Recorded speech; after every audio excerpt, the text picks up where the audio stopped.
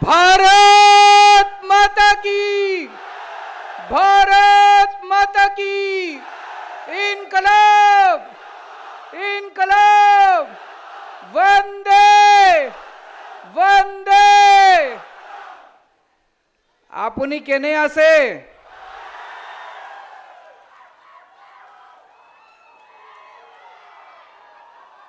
आप लोगों में जितनी एनर्जी है, जितना उत्साह है, जितनी जोर से आप बोल रहे हैं, ऐसा लग रहा है कि आज ही आप हेमंत बाबू की सरकार उखाड़ के फेंक देंगे। अभी सब्र रखिए, अभी थोड़ा टाइम है सरकार उखाड़ने में, अभी सब्र रखिए। दोस्तों,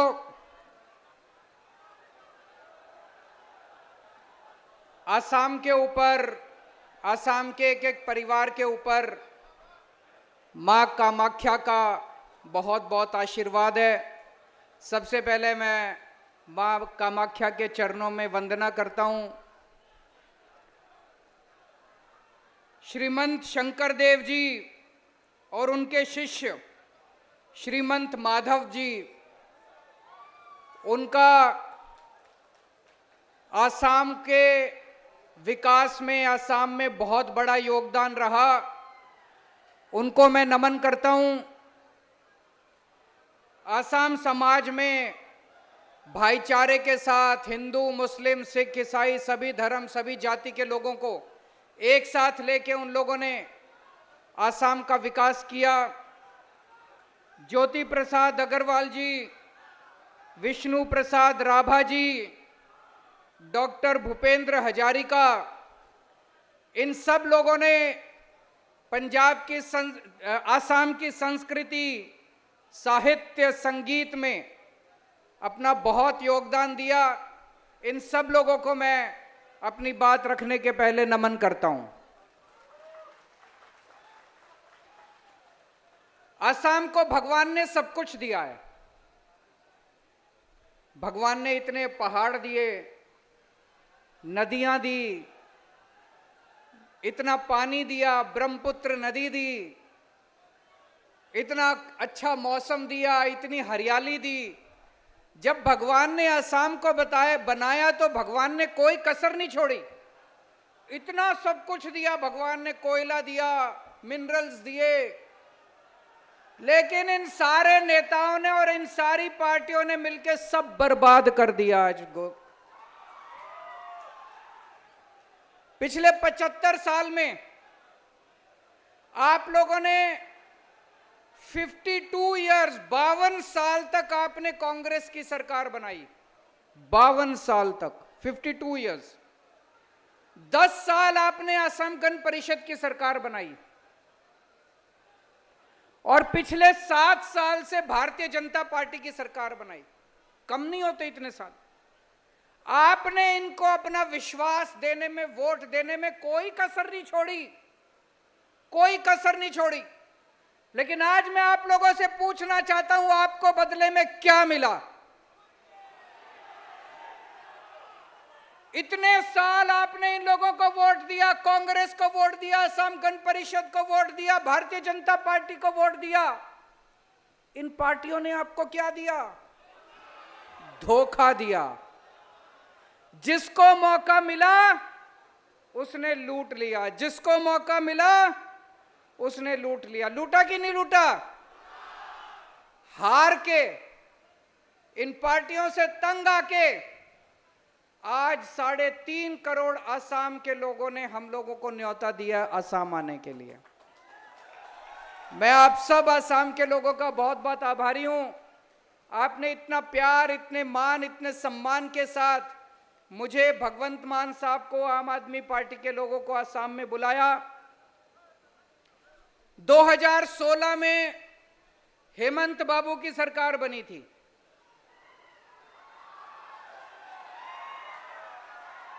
2015 में दिल्ली में मेरी सरकार बनी थी। दोनों साथ साथ बनी थी। 2015 में दिल्ली में मेरी सरकार बनी थी। 1 साल के बाद 2016 में हेमंत बाबू की सरकार बनी थी। आज दिल्ली को हमने बदल के रख दिया 7 साल के अंदर।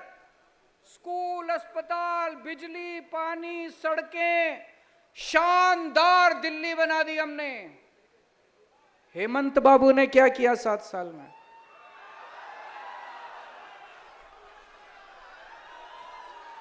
हेमंत बाबू ने कुछ नहीं किया, केवल गंदी राजनीति करी, गंदी पॉलिटिक्स की उन्होंने।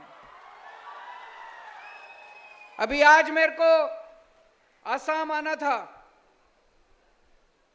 2 दिन से धमकी दे रहे हैं हेमंत बाबू टीवी चैनल के ऊपर। 2 दिन से धमकी दे रहे हैं, केजरीवाल आएगा मैं जेल में डाल दूंगा।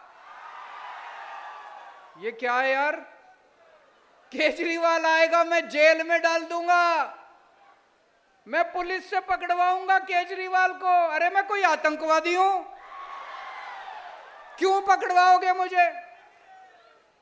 मैं हेमंत बाबू को बोलना चाहता हूं, आप असम के मुख्यमंत्री तो बन गए, असम की संस्कृति नहीं आई आपको।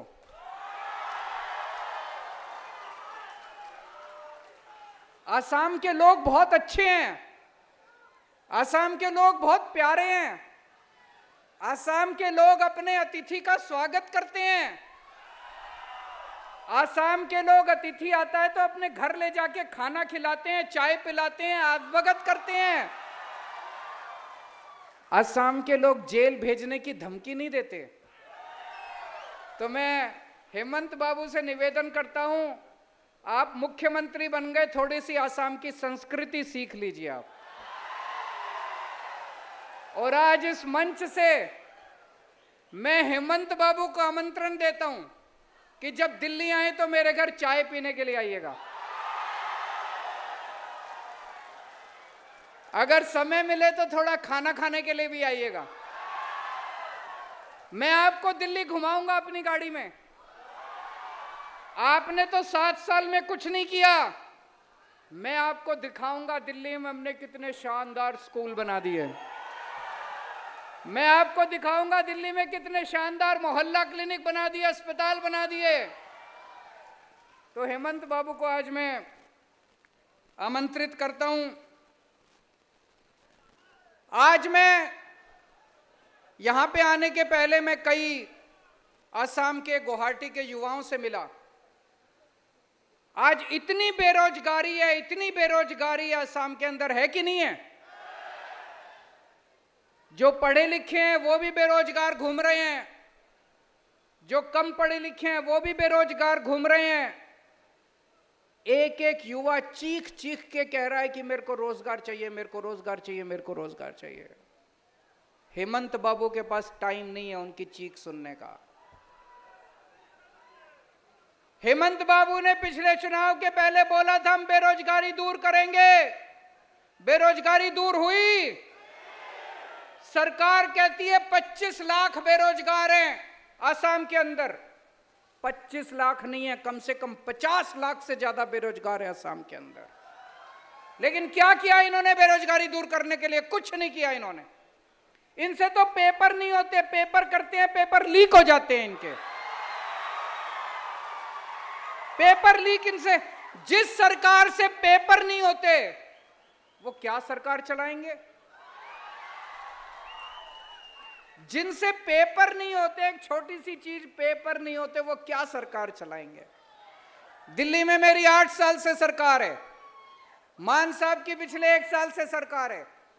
दिल्ली में तो पेपर लीक नहीं हुए आज तक एक भी। पेपर लीक क्यों होते हैं? कोई ना कोई अंदर बैठ के मिला हुआ है कि नहीं है? कोई ना कोई अंदर पेपर बेच रहा है। पेपर ऐसे ही थोड़ी लीक हो जाता है कि उड़ के चला गया बाहर। पेपर लीक होता है क्योंकि कोई पेपर बेच रहा है, कोई आपके बच्चों का भविष्य बेच रहा है। किसी को सजा मिली आज तक? किसी को सजा नहीं मिली। क्यों? ये लोग मिले हुए हैं। ये लोग दिल्ली के अंदर पेपर लीक नहीं होते, पंजाब के अंदर पेपर लीक नहीं होते। क्यों? क्योंकि दिल्ली में ईमानदार सरकार है, पंजाब में ईमानदार सरकार है। दिल्ली में पिछले 7-8 साल में मैंने 12 लाख बच्चों के लिए रोजगार का इंतजाम किया। 12 लाख बच्चों के लिए। हम ईमानदार लोग हैं, 24 घंटे जनता के बारे में सोचते हैं। जनता, एक आम आदमी के घर में आज उसका घर नहीं चल रहा, इतनी महंगाई हो गई है, बच्चे बेरोजगार हैं। एक जनता का दर्द समझते हैं हम लोग। 12 लाख बच्चों को मैंने रोजगार दिए। 1 साल हुआ है भगवंत मान को, 1 साल में 28,000 सरकारी नौकरियां इन्होंने दे दी बच्चों को। हमें रोजगार देना आता है। आम आदमी पार्टी की सरकार आएगी तो असम के एक एक बच्चे को रोजगार दिया जाएगा दोस्तों। और जिस स्पीड से हेमंत बाबू रोजगार दे रहे हैं, मुझे लगता है 100 साल लगेंगे कम से कम सबको रोजगार देने के। आज शिक्षा का बुरा हाल है।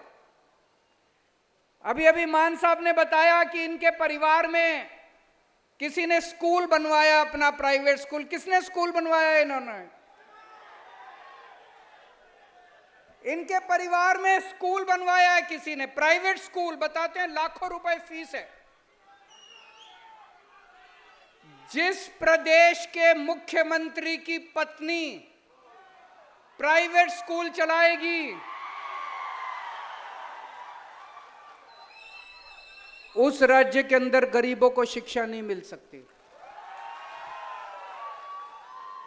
उस राज्य के अंदर कभी सरकारी स्कूल ठीक नहीं होंगे।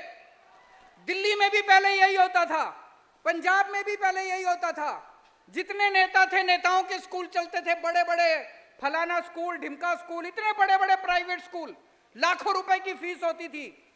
जानबूझ के इन पार्टियों ने, इन नेताओं ने सरकारी स्कूलों का बेड़ा गर्क कर दिया, सरकारी स्कूल बर्बाद कर दिए, ताकि हर आदमी मजबूरी में अपने बच्चों को प्राइवेट स्कूल में भेजना चालू करे। है कि नहीं है? जानबूझ के। और हर साल प्राइवेट स्कूल में फीस बढ़ाते हैं, हर साल प्राइवेट स्कूल में फीस बढ़ाते हैं। हमारी सरकार आई, हमारे किसी एमएलए का स्कूल नहीं चलता, पंजाब में किसी एमएलए का स्कूल नहीं चलता, किसी नेता का स्कूल नहीं चलता। हमने सारे सरकारी स्कूल शानदार बना दिए दिल्ली के अंदर। मैं आप लोगों का आमंत्रण देना चाहता हूं, आप लोग आइए, जब भी दिल्ली आए आप लोग हमारे सरकारी स्कूल आके देखिएगा। सरकारी स्कूल, एक बार दिल्ली के सरकारी स्कूल देखना, कितने शानदार सरकारी स्कूल बन गए। अब दिल्ली के अंदर पिछले साल 12वीं के नतीजे 99.7% नतीजे दिल्ली के सरकारी स्कूलों के आए थे। हमारे दिल्ली के सरकारी स्कूलों के बच्चे डॉक्टर बन रहे हैं, इंजीनियर बन रहे हैं, रिक्शे वाले के बच्चे, मजदूरों के बच्चे। लोग अपने बच्चों को प्राइवेट स्कूल से निकाल निकाल के सरकारी स्कूल में भर्ती करा रहे हैं दिल्ली के अंदर। आसाम में भी हो सकता है।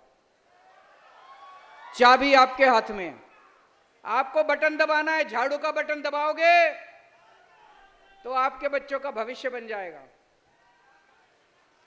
यहां पे गुवाहाटी में मुझे बताया एक ही सरकारी अस्पताल है, गुवाहाटी मेडिकल कॉलेज, और वहां पे लंबी लंबी लाइनें लगी पड़ी हैं। पूरे आसाम के अंदर जितने सरकारी अस्पताल हैं, डिस्पेंसरी है, सबका बुरा हाल है। मशीनें काम नहीं करती, छतें टूटी पड़ी हैं, दवाइयां मिलती नहीं हैं, टेस्ट होते नहीं हैं। दिल्ली के अंदर भी पहले यही हाल था। आज दिल्ली के सरकारी अस्पताल सारे एयर कंडीशनड अस्पताल कर दिए हम लोगों ने।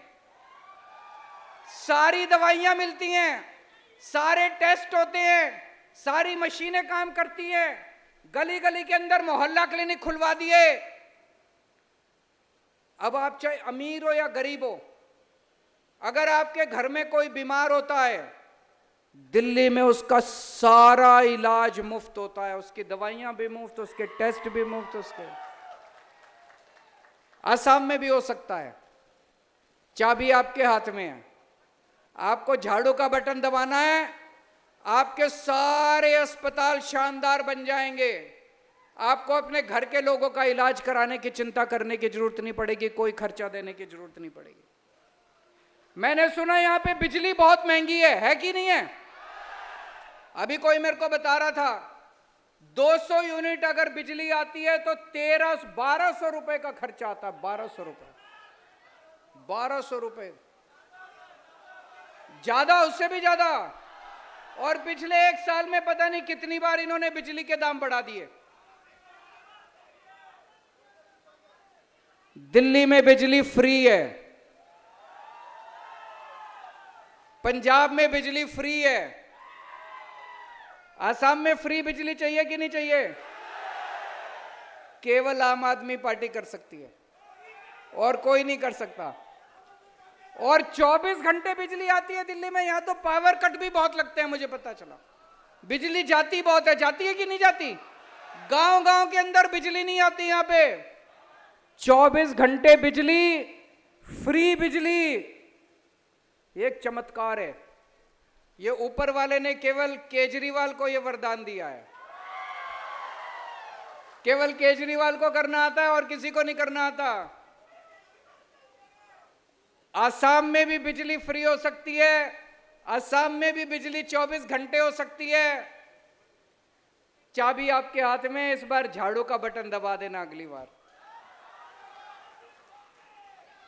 मुझे पता चला कि आज से 7, 8, 9 साल पहले प्रधानमंत्री मोदी जी इसी मैदान में आए थे और बोले थे ब्रह्मपुत्र यहां से निकल रही है, आपके घर घर में पानी पहुंचा दूंगा। पानी पहुंचा? पानी पहुंचा? आज केजरीवाल आया है, आज मैं कह के जा रहा हूं हमारी सरकार बना देना, 1 साल के अंदर घर घर के अंदर पानी पहुंचा दूंगा। उनके वादे झूठे हैं, हमारे वादे सच्चे हैं। हम जो कहते हैं वो करते हैं। उनको आपने देख लिया, 10 साल पहले वो कह के गए थे घर घर में पानी देंगे, उन्होंने पानी नहीं दिया। आज मैं कह के जा रहा हूं हमारी सरकार बना दो, 1 साल के अंदर पानी दे देंगे आपको। आज यहां माफिया की सरकार चल रही है, कोयला माफिया, कोयला सिंडिकेट, रेत सिंडिकेट, सुपारी, इतना हर मामले में इनके सिंडिकेट चल रहे हैं। ये वोट आपसे लेते हैं और काम केवल अपने रिश्तेदारों और अपने दोस्तों के लिए करते हैं। आम आदमी पार्टी केवल जनता के लिए काम करती है। जब मैं दिल्ली में मेरी सरकार बनी, वहां पे शिक्षा माफिया था, टैंकर, पानी के टैंकर का माफिया था, वहां पे इतने सारे माफिया थे, सारे माफिया खत्म कर दिए। पंजाब के अंदर एक एक करके सारे माफिया खत्म कर दिए। असम के अंदर हमारी सरकार बनेगी, ईमानदारी से सरकार चलाएंगे, एक एक पैसा जनता के ऊपर खर्च किया जाएगा।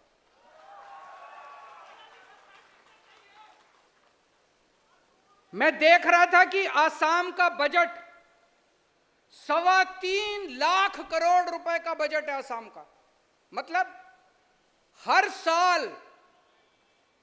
हर साल असम सरकार आपके ऊपर 3.25 लाख करोड़ रुपए खर्च करती है। इतना सारा पैसा कहां जाता है ये पैसा?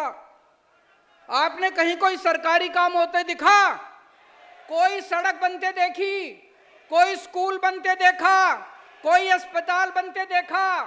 सरकार ने कभी कोई दवाई दी आपको? आपके बच्चों की पढ़ाई के लिए कभी कुछ किया? कहां गया ये सारा पैसा?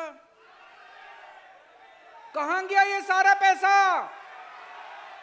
असम के ऊपर 1,23,000 करोड़ रुपए का कर्जा है, कर्जा ले रखा है। कहां गया ये सारा पैसा?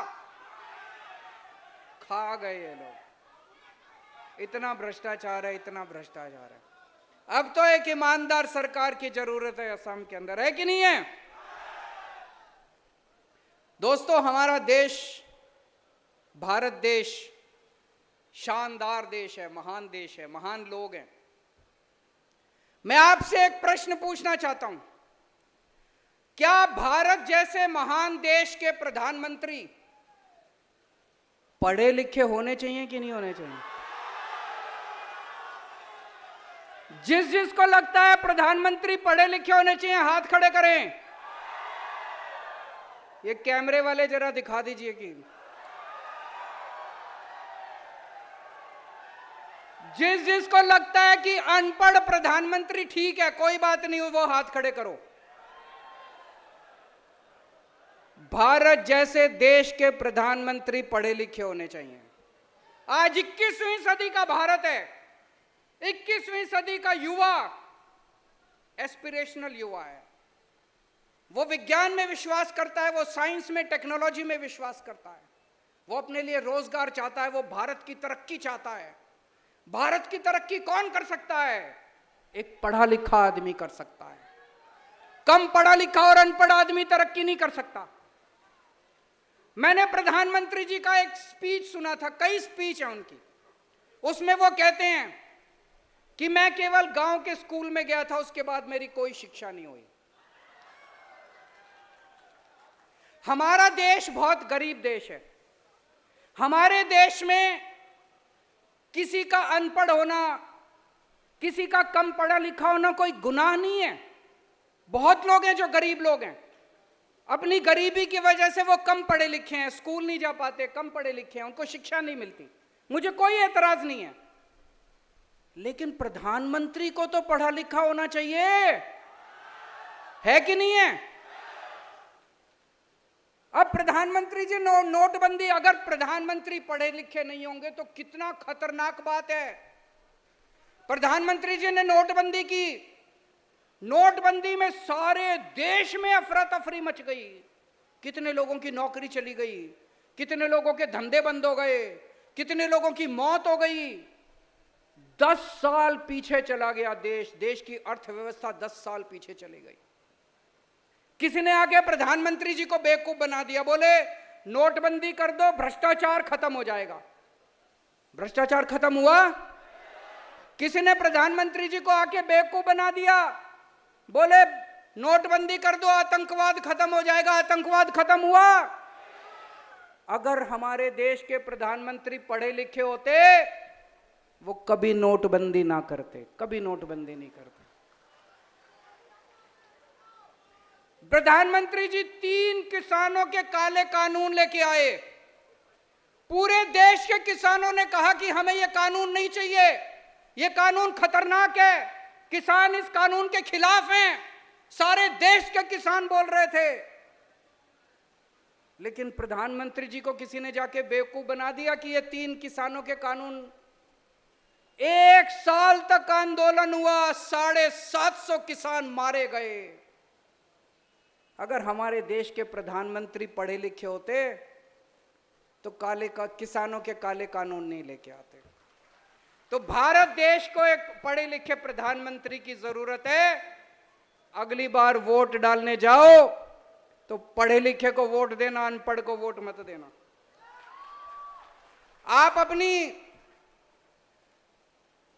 कहीं कंपनी में अप्लाई करते हो तो कंपनी वाले कहते हैं ना, इस पोस्ट मैनेजर के लिए, इस पोस्ट के लिए ये डिग्री चाहिए, एमबीए चाहिए, बीए चाहिए, एमए चाहिए। तो अगर अपनी कंपनी के मैनेजर के लिए बीए, एमए, एलएलबी की डिग्री चाहिए, तो देश के टॉप के मैनेजर के लिए भी तो डिग्री होनी चाहिए ना, वो भी तो पढ़ा लिखा होना चाहिए ना। आज आप इतनी भारी संख्या में आए, इतना प्यार दिया, मुझे समझ नहीं आ रहा मैं आपका एहसान कैसे चुकाऊं। पर अब मेरा आना जाना लगा रहेगा आसाम में, और फिर से मैं आसाम के सभी लोगों को प्रणाम करता हूं।